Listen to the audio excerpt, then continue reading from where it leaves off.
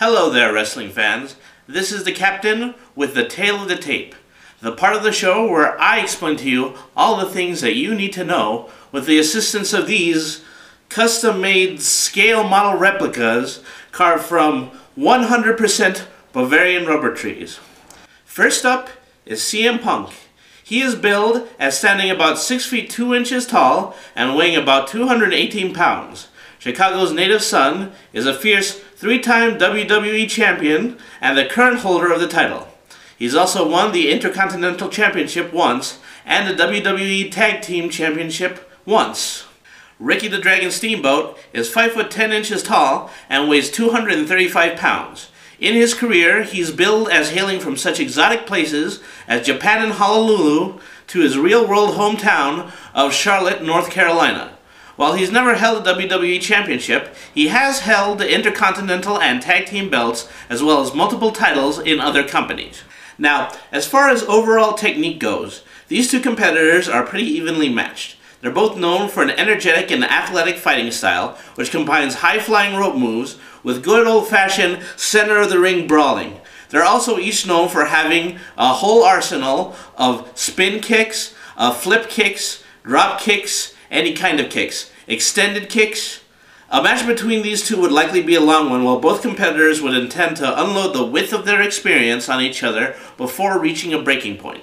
With the two so evenly matched, it may come down to the singular power of each wrestler's patented finishing moves. Ricky Steamboat is best known for his finishing move, the flying crossbody, which is a devastating top rope move known for setting his opponents straight up for a quick countout. Now, CM Punk, on the other hand, is famous for two finishers. First of them is the Anaconda Vice, which is a very difficult hold, which is likely to force a tap out. And also the brutal Go to Sleep, which is a fireman hold into a devastating knee kick right in the breadbasket.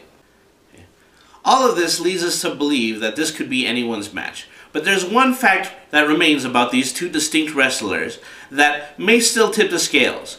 And it's the fact that Ricky Steamboat was once the mentor of Punk when they were both involved in the Ring of Honor promotion.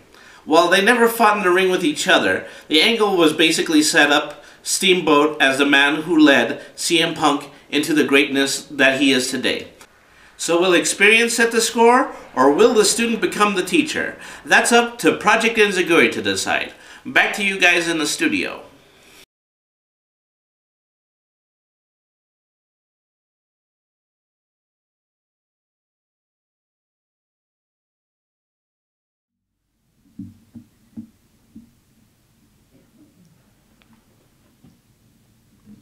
Hello, welcome Project Enzuigiri. I am Uno, this is Maximus, and joining us as mediator today is Random Hobo. Random Hobo reporting and trying to get back to his corner. Anyways, we have these two dimwits presenting arguments for Ricky Steamboat and the match against CM Punk. Maximus? CM Punk. All around a great wrestler who I think will literally kick a hole right in Ricky Steamboat.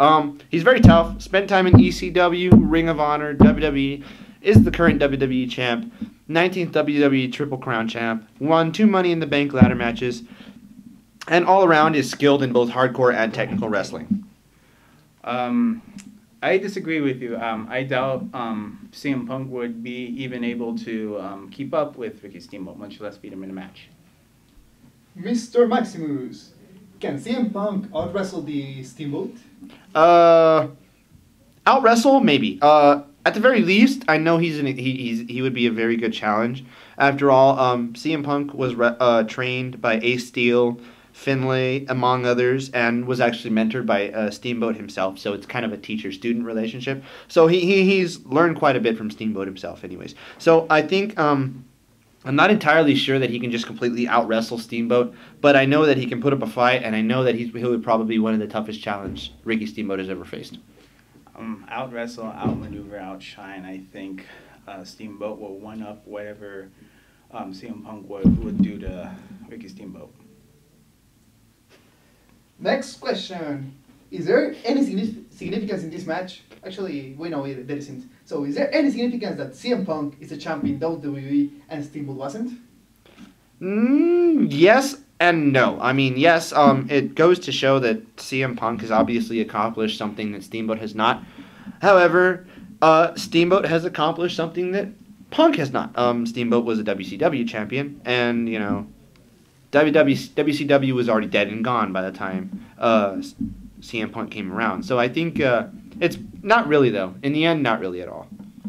No, I don't think there's much of a significance there who has a world title or not. As a matter of fact, CM Punk has held a world title in the AWA against one of his legendary matches against Ric Flair. However, What's the AWA again? American Wrestling. Oh, that thing I don't know about. That's right. Fuck you. Okay. Anyways, I'm pretty sure if the WWF weren't such bitter assholes, I'm pretty sure he would have a world championship there too. Going to the next question. And since Mr. Maximus can shut the fuck up, I'll start with Mr. Uno. What are some key feuds these guys had? Oh, let's look at some of the guys he's faced. We got Jake Roberts, Greg Valentine. As I mentioned, Ric Flair, one of the greatest rivalries known to man. We got Macho Man Randy Savage, one of the greatest WrestleMania matches of all time. Hell, we even got Steve Austin. We all know about Steve Austin. Oh, that's an impressive list of feuds.